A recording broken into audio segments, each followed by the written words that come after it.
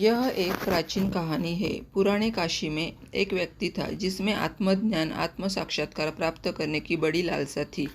उसकी पूरी खोज एक ऐसे गुरु की तलाश में थी जो उसे ज्ञान सिखा सके। वह एक अच्छे गुरु की तलाश में बहुत भटका। वह एक गुरु से दूसरे गुरु के पास, दूसरे गुरु से तीसरे गुरु के पास, तीसरे गुरु से चौथे गुरु के पास गया। ऐसे ही वह कई गुरुओं के पास ध्यान सीखने और खुद को जानने गया, लेकिन कुछ भी सफल नहीं हो रहा था। उसके अंदर शांति नहीं थी। ऐसे करते करते सालों बीत गए। अब वह थक चुका था क्योंकि उसकी तलाशी पूरी नहीं हो रही थी। फिर किसी ने उसे कहा कि अगर तुम सच में गुरु को खोजना चाहते हो तो तुम्हें हिमालय जाना होगा। कहते हैं कि हिमालय की दुर्गम पहाड़ियों में एक योगी रहता है, पर कोई नहीं जानता कि वह कहाँ रहता है, क्योंकि वह आज तक किसी को मिला ही नहीं। जब भी किसी को उसके बारे में पता चलता है तो वह योगी उस स्थान से चला जाता है और हिमालय पर्वतमाला की और भी गहराइयों में जाकर रहने लगता है। लेकिन एक बात निश्चित है कि वह हिमालय की दुर्गम घाटियों में ही कहीं रहता है। बस किसी को पता नहीं कि वह कहाँ रहता है। तुम्हें हिमालय के दुर्गम घाटियों में जाकर ही उसकी तलाश करनी होगी। वह आदमी बूढ़ा हो रहा था, लेकिन फिर भी उसने हिम्मत जुटाई। उसने हिमालय की यात्रा के खर्च के लिए 2 साल तक मेहनत करके धन इकट्ठा किया।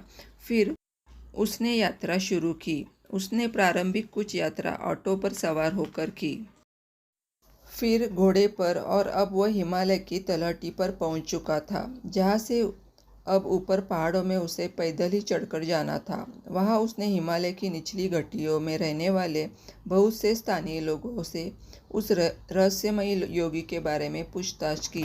वहां के स्थानीय लोगों ने बताया कि हाँ, हमने उस बूढ़े योगी के बारे में सुना है।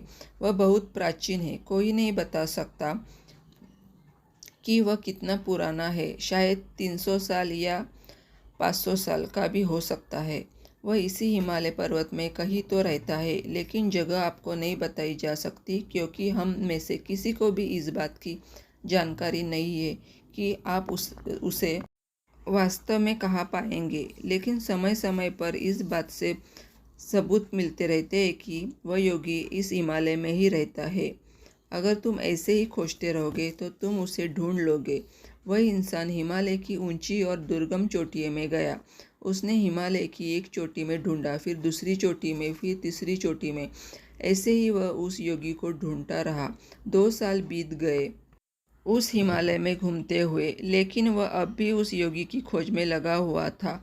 वह ढूंढता ही जा रहा था, बस उसने खोज जारी रखा। वह बहुत ही ज़्यादा थक चुका था। कई बार तो उसकी मरने जैसी हालत हो जाती थी। वह जंगली फल, पत्तों और घास के फरों से जिंदा था। वह बहुत ही ज़्यादा पतला हो चुका था। उसकी हड्डियां दिखने लगी थी, लेकिन फिर भी वह खोज में लगा हुआ था। उसका इरादा पक्का था कि उसे उस रहस्यमयी योगी को खोजना ही है, भले ही इस खोज में उसकी जान ही क्यों न चली जाए। एक दिन उसने एक छोटी सी झोपड़ी देखी। वह इतना थक गया था कि वह चल भी नहीं पा रहा था। वह लगभग घसीटते हुए उस कुटिया तक पहुंचा। उस कुटिया में कोई दरवाजा नहीं था।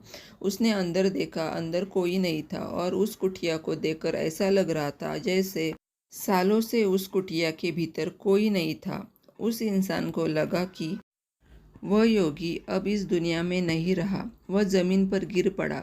बड़ी थकान से उसने सांस बाहर छोड़ते हुए कहा, मैं हार मानता हूँ। वह हिमालय की ठंडी हवा में सूरज के नीचे लेटा हुआ था। अब उसके अंदर से किसी भी प्रकार की तलाश की सारी आशा खत्म हो चुकी थी। सारा विचार खत्म हो चुका था। वह बस शांति से लेटा हुआ था, और जिंदगी में पहली बार उसे इतना आनंद महसूस होने लगा था। उसने कभी ऐसा आनंद नहीं हुआ था। अचानक उसे हल्कापन महसूस होने लगा। अचानक सभी विचार गायब हो गए। अचानक उसे लगने लगा जैसे वह इस दुनिया में नहीं है। उसका शरीर और उसकी आत्मा दोनों ही अलग अलग चीज़ है। फिर अचानक उसे महसूस हुआ कि कोई उसके ऊपर झुका हुआ है। उसने आंखें खोली तो सामने एक बहुत ही तेजस्वी आंखों वाला एक बहुत प्राचीन व्यक्ति खड़ा हुआ था, जिसे देखकर लग रहा था कि यह सैकड़ों सालों से इन्हीं पहाड़ों में रह रहा है। उस बूढ़े प्राचीन आदमी ने मुस्कुराते हुए कहा कि आखिर तुम मुझ तक पहुंच ही गए। वह व्यक्ति मुस्कुराया। उस प्राचीन आदमी ने फिर कहा, क्या तुम्हें मुझसे कुछ पूछना है? उस आदमी ने कहा, नहीं। इतना सुनते ही बूढ़ा आदमी बड़े जोर से हंसा। यह एक अद्भुत, एक जादुई हंसी थी। उसकी हंसी पूरी घाटी में गूंजने लगी। ऐसा लग रहा था जैसे उसे योगी के साथ पूरी की पूरी हिमालय की वह पहाड़ी भी हंस पड़ी हो। उसके हंसी काफ़ी समय तक पूरे पहाड़ी में गूंजती रही।